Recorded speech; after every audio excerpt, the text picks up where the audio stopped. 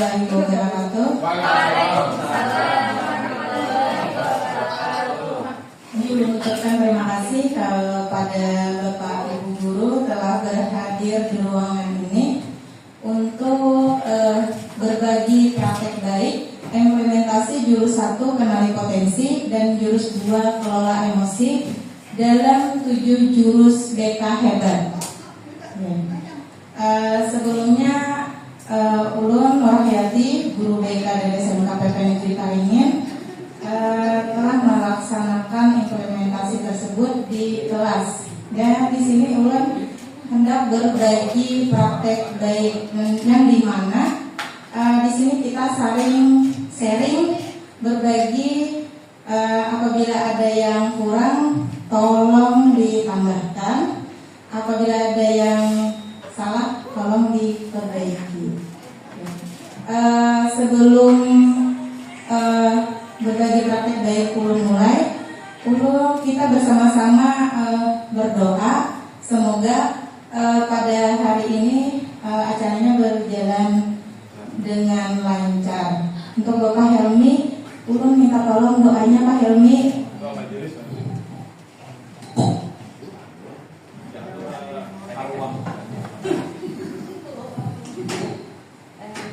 Assalamualaikum warahmatullahi wabarakatuh. Waalaikumsalam warahmatullahi wabarakatuh. Bapak Ibu yang ulun hormati, marilah bersama-sama berdoa. Mudah-mudahan kegiatan praktik baik hari ini dalam berjalan lancar dan membawa kebaikan, keberkahan dan kemajuan di dasar sekolah kita. Amin amin ya rabbal alamin. Al-Fatihah.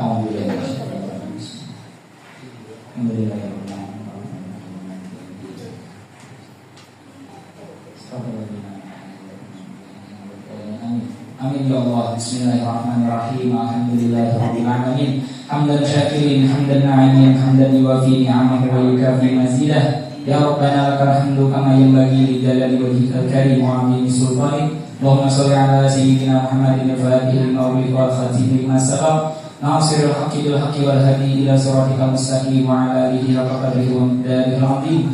Wa'fu anna ya karim, wa'fu anna ya rahim, wa'fu anna ya arhamar rahimin. Allahumma inna nas'aluka 'ilman nafi'a wa rizqan thayyiban wa 'amalan mutaqabbalan ya arhamar rahimin. Rabbi yassir wa la tu'assir, Rabbi yassir wa la tu'assir, Rabbi yassir wa la tu'assir, Rabbi amin bil khair bi siqatin wa la haula wa la quwwata illa billahil 'aliyyil 'azim.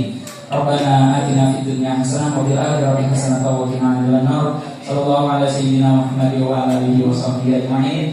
Subhana rabbika rabbil 'izzati amma yasifun wa salamun 'alal mursalin walhamdulillahi rabbil alamin. Terima kasih Helmi.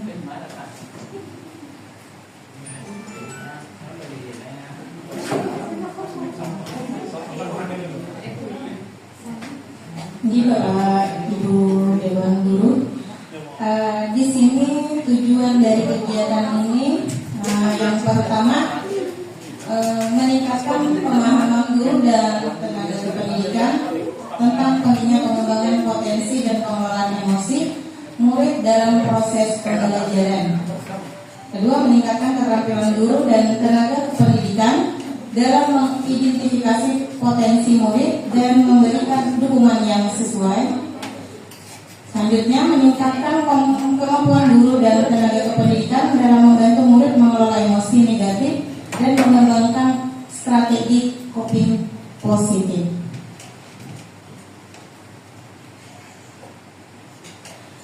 Terus, meningkatkan kemampuan murid dalam mengenali kekuatan dan kelemahan diri melalui asesmen potensi diri, meningkatkan motivasi belajar dan partisipasi murid dalam kegiatan sekolah melalui workshop pengembangan diri, dan meningkatkan kemampuan murid dalam mengelola stres dan kecemasan melalui pelatihan pengelolaan emosi. Nah, di sini Ulun semalam melakukan tes tentang gaya belajar siswa, dan di mana tes tersebut mereka mendapatkan bermacam-macam gaya belajar yang bisa visual, habis itu audio dan kinestetik. Terus dengan hasil tersebut mungkin kita sebagai guru dapat melakukan pembelajaran sesuai dengan hasil tes mereka dan bisa membagi-bagi atau mengelompokkan siswa-siswa yang ada gaya belajar mereka secara visual, audio, dan kinestetik. Terkadang kan kita mungkin sebagai guru melakukan pembelajaran secara global, secara keseluruhan. Dengan itu mungkin dari apa yang ulun lakukan kita bisa sharing, nanti ulun kasih yang hasil dari siswa tersebut, dan Bapak Ibu guru bisa menyimpulkan atau memilih siswa-siswa yang mempunyai kebiasaan belajar.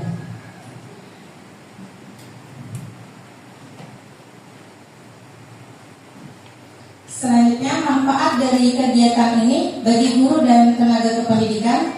Yang pertama, peningkatan pemahaman murid. Nah, di sini dengan kegiatan tersebut kita bisa memahami murid tersebut. Ya. Terus efektivitas bimbingan. Mungkin bimbingan akan terlaksana dengan lebih baik. Terus lingkungan kerja yang positif dengan adanya hasil tersebut bisa kita melakukan hal yang membuat anak kita menyukai pembelajaran karena sesuai dengan apa yang mereka rasakan. Terus pengembangan profesional. Nah, di sini pengembangan profesional sebagai guru kita mungkin bisa mengembangkan diri kita dengan melalui kegiatan BIMTEK, habis itu kegiatan pelatihan, habis itu dengan kegiatan pongger, berbagi dengan sesama guru. Untuk bagi satuan pendidikan, yang pertama peningkatan kualitas lulusan. Nah, mereka sebagai siswa SMKPP dengan jurusan yang bermacam-macam, dengan hal tersebut mungkin mereka bisa terarah karir mereka.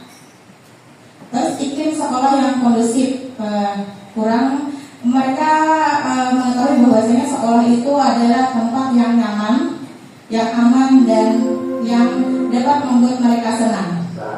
Reputasi sekolah ini merupakan peningkatan nilai anak-anak kita. Terus pencapaian akademik dan non akademik, ini mereka merasa termotivasi untuk belajar karena mereka tahu minat, potensi mereka, serta bisa mengelola emosi mereka. Jadi di sini kan akademik itu pembelajaran, dan non akademik itu bisa dengan eskul. Nah, di situ bisa diarahkan. Terus bagi murid, manfaatnya pengenalan diri yang kuat, keterampilan hidup esensial, peningkatan kesejahteraan mental, hubungan sosial yang harmonis, persiapan karir yang matang. Nah,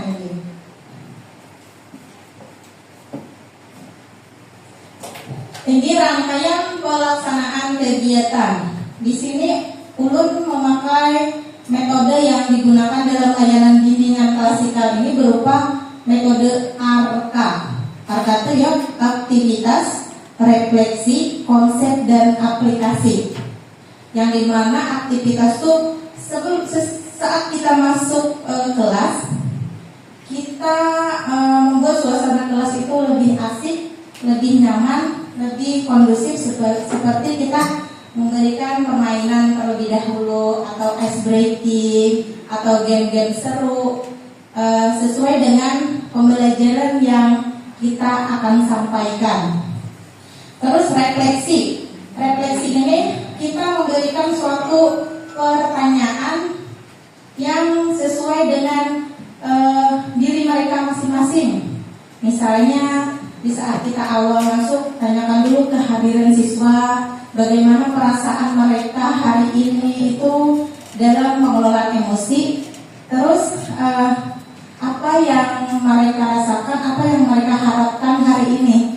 Nah, terus konsep ini merupakan materi yang akan kita sampaikan kepada siswa kita, di mana dalam konsep ini pembelajaran yang ingin Ibu sampaikan tercapai dan menyerap dalam pengetahuan siswa. Terus aplikasi ini bagaimana murid atau siswa kita mengaplikasikan atau menerapkan pembelajaran yang kita berikan itu dalam kehidupannya sehari-hari, melanjutkan pembelajaran itu dalam kehidupannya sehari-hari. Alur kegiatan yang ini kurang lebih aja dengan mapel-mapel lain, yaitu tahap awal, pendahuluan dan apersepsi, tetapi sedikit dimasukkan metode alfa tadi. Terus tahap prosesnya penyampaian materi, diskusi kelompok, dan penyimpulan hasil diskusi. Dan tahap terakhir refleksi, tindak lanjut, dan penutup.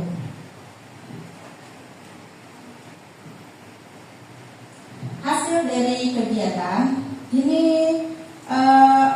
ulun rangkum dari dua kegiatan yang telah ulun laksanakan, yaitu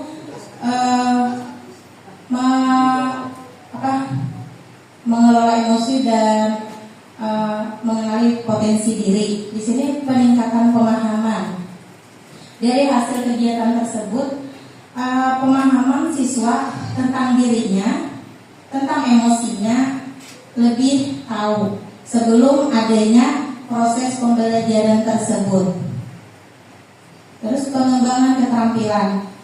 Siswa pemuda kita mempunyai keterampilan yang mungkin tidak diperlihatkan mereka, tetapi dengan kegiatan tersebut akhirnya mereka mengeluarkan keterampilan dan mengembangkan keterampilan mereka masing-masing. Terus pemahaman perubahan perilaku. Perubahan perilaku dulunya mereka kurang aktif dalam pembelajaran. Setelah melakukan bimbingan klasikal, sebagian siswa atau sebagian banyak siswa aktif dalam pembelajaran karena mereka tahu bahwasanya mereka mempunyai kemampuan belajar dalam segi visual, kinestetik, dan audio.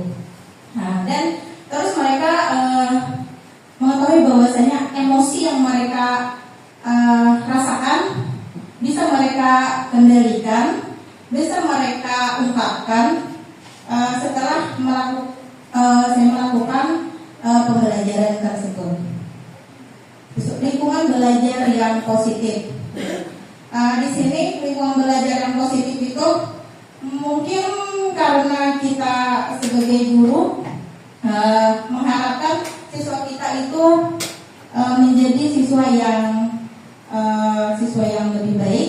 Jadi akhirnya dengan kegiatan yang ulun lakukan, mereka merasakan bahwasanya kan lingkungan sekolah kita ini menjadi lingkungan yang aman karena telah berkurangnya rasa-rasa yang mungkin dari emosi mereka biasa marah atau apa akhirnya terkendali. Jadi kan lingkungan belajar itu akhirnya menjadi positif.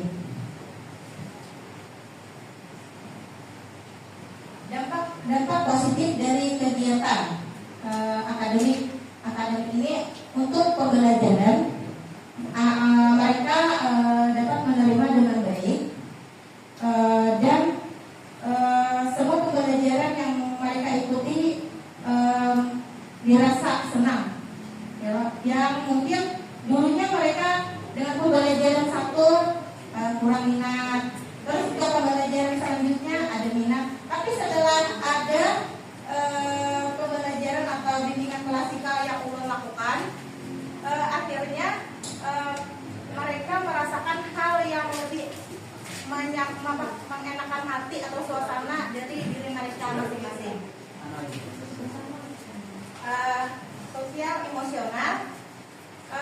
Sosial emosional ini berkaitan dengan hubungan mereka dengan teman-teman mereka dan emosi dalam diri mereka. Pengembangan diri, mereka dapat berkembang melakukan hal-hal yang sekiranya dapat meningkatkan prestasi mereka. Terus lingkungan sekolah lebih kondusif, lebih aman, lebih nyaman.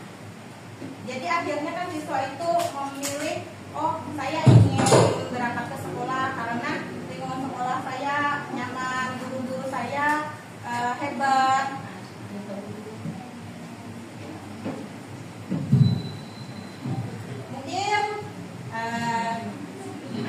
Mungkin ini yang dapat saya sampaikan. Dari apa yang sudah disampaikan ini, apakah ada hal-hal yang ingin Bapak atau Ibu guru ini sharingkan kepada kami, atau kita berbagi praktek baiknya? Mungkin ada sedikit yang kurang dari yang saya sampaikan. Silakan.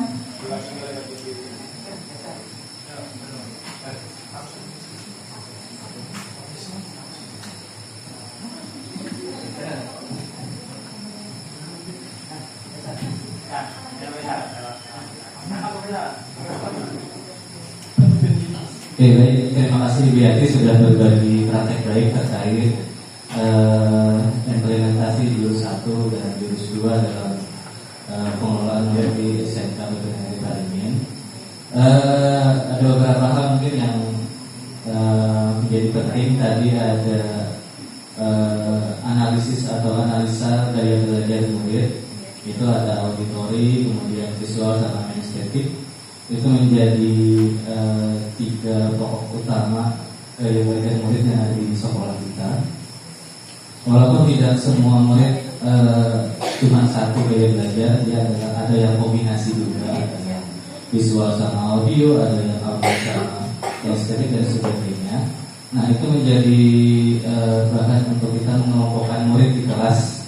Jadi kalau kita ada kerja kelompok, ada diskusi dan sebagainya, maka kita kalau mengelompokkan murid itu ada arahan untuk sama gaya belajarnya agar mudah untuk membuat bahan pembelajarannya. Jadi yang audio dikelompokkan audio, yang visual dengan visual, yang kinestetik dengan kinestetik.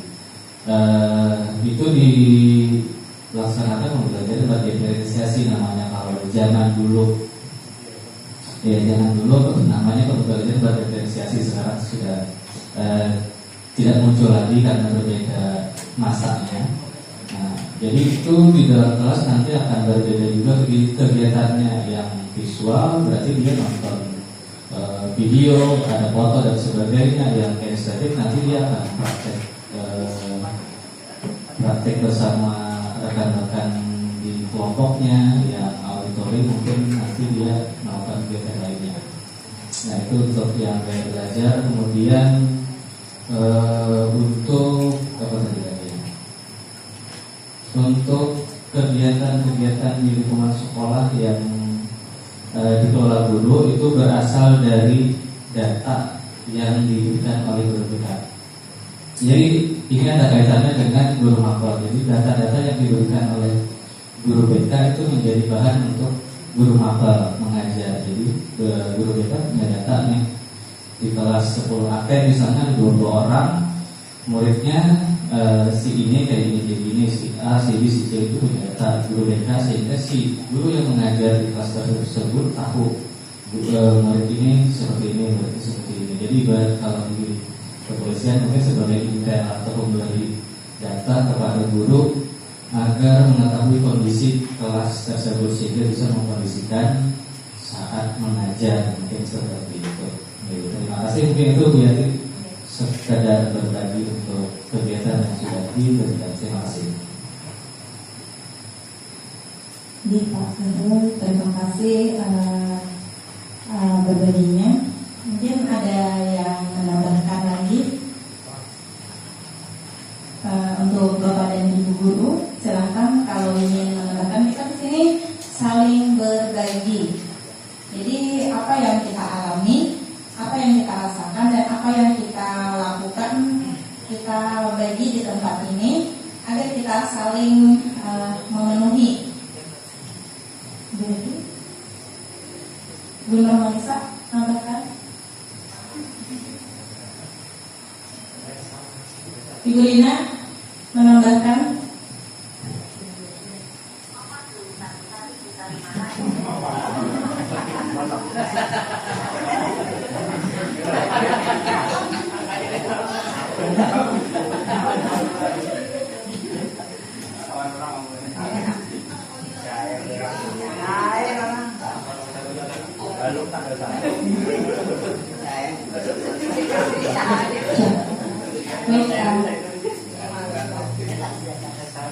Baik, terima kasih atas kesempatannya. Mungkin menambahkan untuk dari perwakilan kawan-kawan yang bertanya. Nah, terima kasih juga Bu Yati sudah berbagi topik baik tentang implementasi jurus 1 kenali potensi dan jurus 2 kelola emosi. Ini apakah ada kemungkinan ada jurus-jurus lain lagi Kak Bu? Ya. Ada jurus lain, 5 jurus lagi kita. Oh ya. Nah, baik, mungkin ini aja Bu. Tadi metodenya metode ARKA.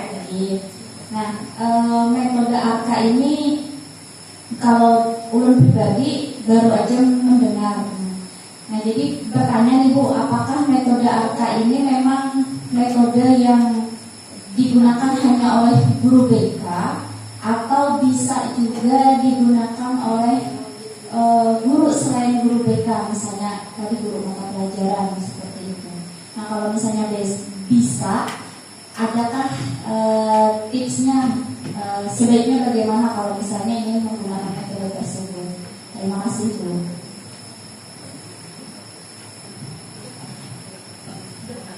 Terima kasih Bu Nisa. Belum mencoba menjawabkan Bu Nisa ya. Ini metode ARKA ini metode terbaru untuk saat ini. Metode ini bisa diaplikasikan oleh masing-masing guru maba karena metode ini mungkin metode yang sesuai dengan pembelajaran mendalam. Di mana kan di sini murid-murid kita dihadapkan bahwasanya mereka dalam hal pembelajaran mereka lebih aktif. Jadi kita sebagai guru di sini memfasilitasi siswa tersebut agar pembelajaran terasa menyenangkan. Tipsnya mungkin ulun sendiri menyesuaikan alur tersebut aja Ibu Nisa. Kan kayak ada aktivitas kan dari kakak tuh arahnya aktivitas. Jadi kan tadi untuk kegiatan pertama Ibu bisa menanyakan kabar siswa, habis itu memberikan bentukannya ada game atau menyuruh mereka menonton video.